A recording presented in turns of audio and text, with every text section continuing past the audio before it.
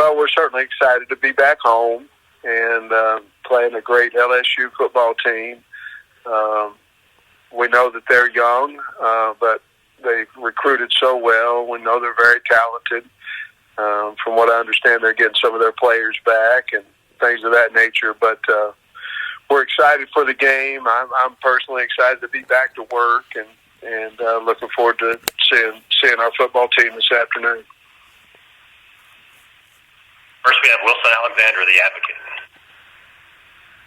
Good morning, Coach Pittman. Ed Orgeron said that you called him, I believe he said earlier this week, to thank him for what he did for line coaches becoming head coaches. What inspired you to make that phone call, and what did you say to him? Well, I wanted to let him know that exactly what you said, that I think he's one of the guys that have paved the way for non-coordinators because of the great success that he's had. It allows for some of us non-coordinator guys to get the opportunity, and obviously he's done it at the highest level, winning the national championship, and he's done it, in my opinion, the right way, and so I wanted to thank him for that, and basically that's what I did.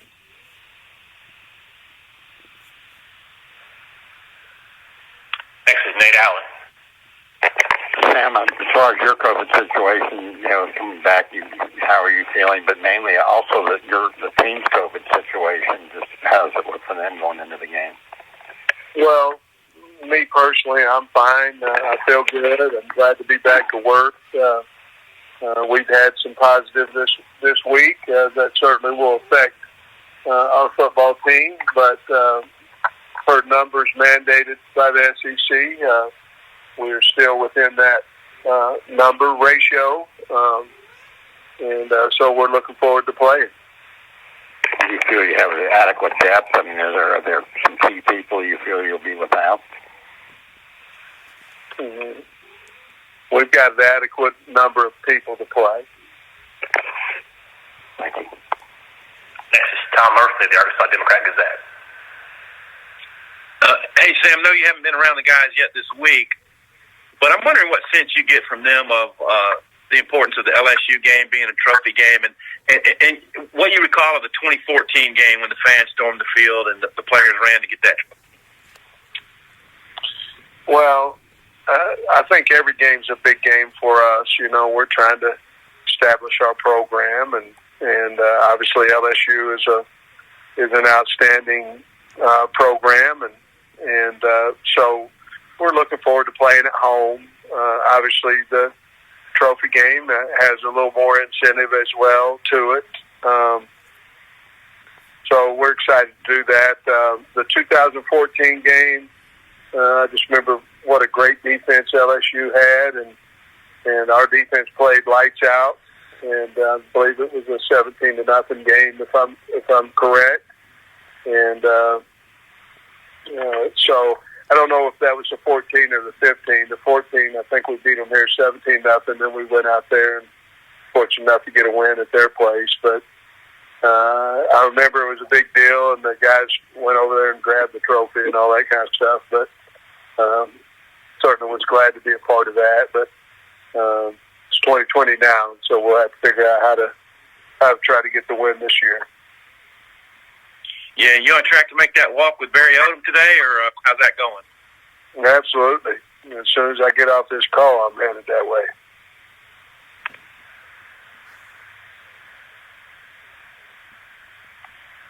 Next is Scotty Bordelon of Whole Hog Sports. Hey, Sam. Hope you're doing well. I was curious for your thoughts on Traylon Smith's game last week and just him providing some pop for you guys in the run game. Well, he had an outstanding game. We've got to get him the ball more. He's a good running back, tough, brings a lot to our program, and so we have tried to get him the football more. But I'm very proud of him, and again, he brings a lot of juice to the program.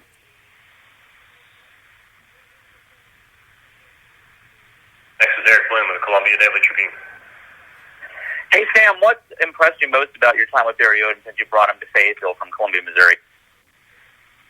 No, his consistency, his work ethic, the way the kids look at him when he talks, the positivity he brings into our program, into the coaching staff, into the players, and certainly his knowledge and character. But couldn't have hired a better fit for the University of Arkansas and myself than Barry Odom for our defensive coordinator. Thank you.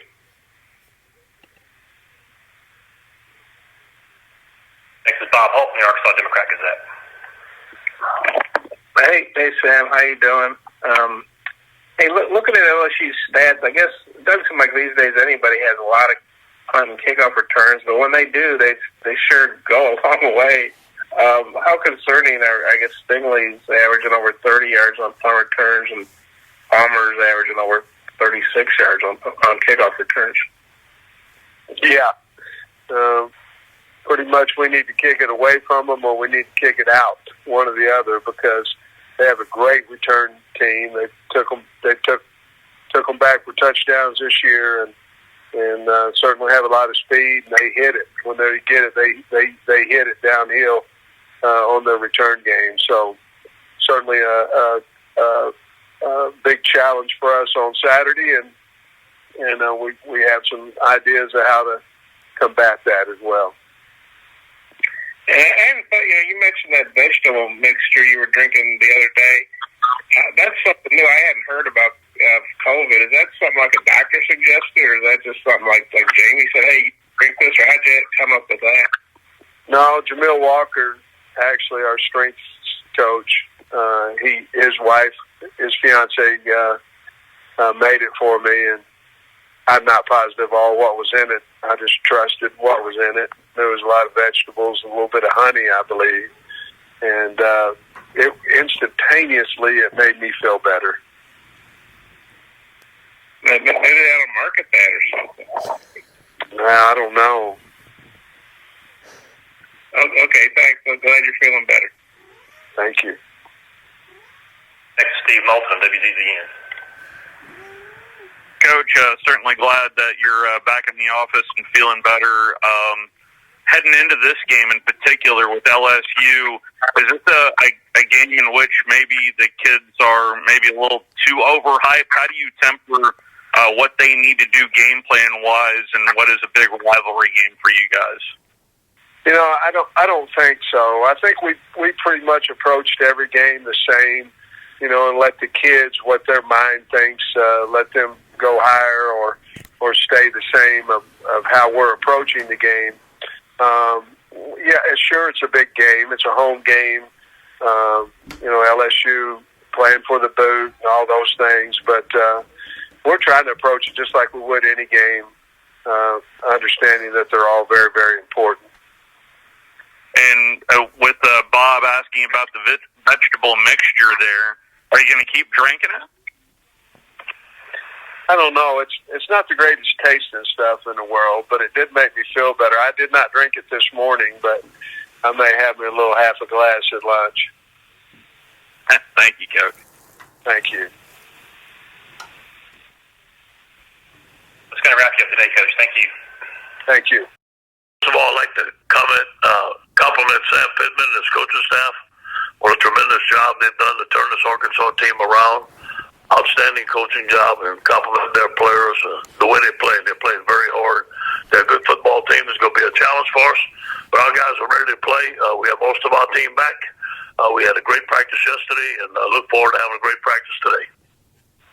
First up today, we have Wilson Alexander, the Advocate. Good morning, Ed. Did y'all reinstate Dare Rosenthal yesterday? Yes. Mm-hmm. What was the reason for his suspension originally? I'm not going to discuss that. He was suspended indefinitely from the team, and we'll keep all that stuff in house. Okay, thank you. You're welcome. Next, we have Tom Murphy, the Arkansas Democrat Gazette. Good morning, Ed. There was word yesterday that Arkansas has some COVID going on. I'm wondering how comfortable you feel the game's going to be played, what you hear of their numbers.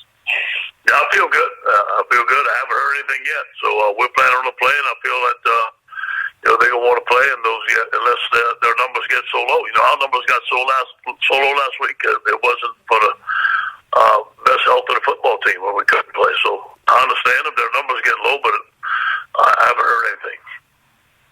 I got you. They have a safety number 1 Catalan. He's a freshman. I wonder if you've noticed him on tape and your take on him. Outstanding player, great athlete, makes a lot of plays for him. Next is Jock Bissett of WAFB. Hey, Coach, good morning. Well, say, Jock. Coach, like we talked about this week, we haven't seen you guys play in a long time, and that was an ugly game in Auburn. And, we heard some fans saying, what's LSU's effort like? Are they into it? Are they interested? Just what is your sense of the morale of your team right now, and how excited are they to go play a football game this week? Very excited. John, we had an enthusiastic practice yesterday. Guys came back. We had most of our guys back. By the take of practice yesterday, the guys are ready to play. Obviously, we have to have a great day today, have a great week of preparation, get up early in the morning and play against Arkansas. It's a very good football team right now. And, Coach, every time you go to Arkansas, the first thing I look at is how cold is it going to be up there. And it looks like you're going to have an unseasonably warm day this week. And I just wonder if that gives you a little extra pep in your step to, go out and play well and do well this week. Yeah, it's supposed to be 60 degrees. That's a beautiful place up there, Jock. As you know, I spent 2 years up there. It's going to be a great morning, be a great drive, and we're going to be ready to play, man.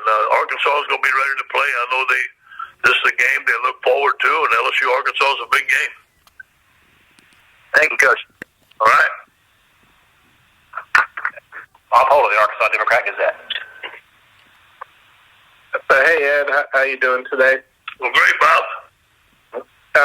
Hey, Arkansas's got a couple of defensive backs from Louisiana, Greg Brooks, number 9, Joe Fouché, number 7. I was wondering, in your experience, do you find that kids from Louisiana that play against LSU in the SEC, do they get a little extra excited? And did you recruit those guys, or what was your involvement with them as recruits? Sure, yeah. I believe both of those young men came down camp, and we were very close to taking both of them. You can't take everybody, but they were right there as very important prospects in the state of Louisiana. I'm glad to see both of those guys went well. I know the high school coaches well. I'm glad to see they're playing well. And, yeah, when you're from Louisiana and you don't go to LSU and you play against LSU, you fire up the team and you want to have a good game, and I understand that. And then I noticed in your Monday press conference, you mentioned, I think I got this right, you mentioned talking to Sam Pittman on Monday. That struck me as interesting. I mean, do you normally talk to the opposing coach on Monday, and what was who reached out to who, and what was that call about? Oh, not really.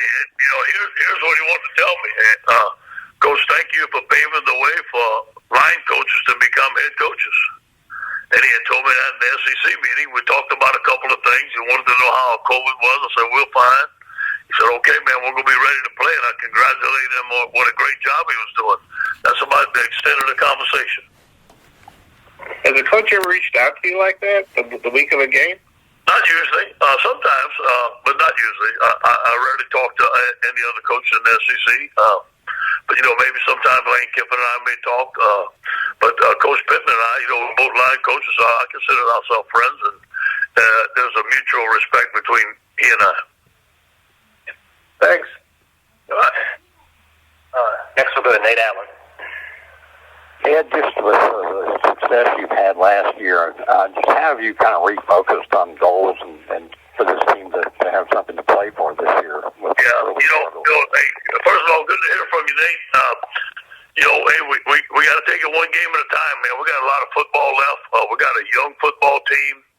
Many of these guys were not starters on the championship team, so this is a brand new team. I told them we're building a championship team, just like we lost after Troy. We had to get together, get back to the fundamentals and the basics, and acquire some grit and some toughness, and that's what we're doing right now. We're in a building phase of a championship football team, but we've got a lot of room to grow. Also, have you settled on is Finley your quarterback for this game, or is that still up in the air? We're not going to make the decision, Nate, till the end of the week, but it looks like it's going to be him because Max was out with the quarantine, so he wasn't. He hadn't been in practice. Yesterday was his first day of practice. Thank you. Thanks, Ed. Steve Malta and WZZN. Hey, Coach. Good morning. Good morning, Steve. To the quarterback room, I know you mentioned, I think, a couple of weeks ago about Miles Brennan. Is he officially done for the year, Coach? Not yet. I talked to Jack yesterday. We're still trying. We still haven't made a decision. He made a little progress this week. He hasn't practiced yet. I think he's going to try to practice one time this week. It doesn't look like he's going to play, Steve, but the final decision has not been made, and the decision to go ahead and operate has not been made yet. And to your defense, I know there's been a lot of talk, and I've asked you about simplifying. And really, what have you seen over the last couple of weeks? Well, I guess did you come back to practice late last week? Or tell me about your defensive progress, Coach. Yeah, simplifying and playing within the scheme of the defense, really working on stance, alignment, assignment, technique, being in the right place, being in the right time, making the right calls, finding out if our guys can make these adjustments. If they can't, we're not going to make them. We practiced for the last 2 weeks the things that hurt us, which is a lot. And but there's some concepts that have given us problems, and we're trying to eliminate those problem concepts. Thank you, Coach. All right. Coach, we'll wrap you up with a follow-up from Jacques Doucette. Yeah, Coach, back to Dare. Is he in shape to play, or is it going to take a little while to get him back up and running? Yeah, I'm sure he's been working out on his own job, but you got to get in football shape now. Yesterday he practiced with the second team. He looked pretty good. We're going to have to make that decision on Friday and see. We're not going to put him in if he's not in shape, but he looked like he came back in pretty good shape. And Coach, you've coached well against Arkansas at LSU. Any reasons for that? That was a problem before you became the head coach. LSU did play well. Yeah, I respect Arkansas, man. As you guys know, I spent 2 great years up there. I love the place. It was my first Division I coaching job. I learned a lot under Ken Hatfield. In fact, I'm going to see him before the game. Fred Goldsmith, Dean Webber, who hired me up there, just tremendous guys. They taught me how to be a football coach, so I respect that school. I respect the Arkansas program. I'm glad to see Sam Pittman is bringing it back. Obviously, when I play them, I'm not a fan, but I'm a fan. I've always been a fan of Arkansas. It was a great place.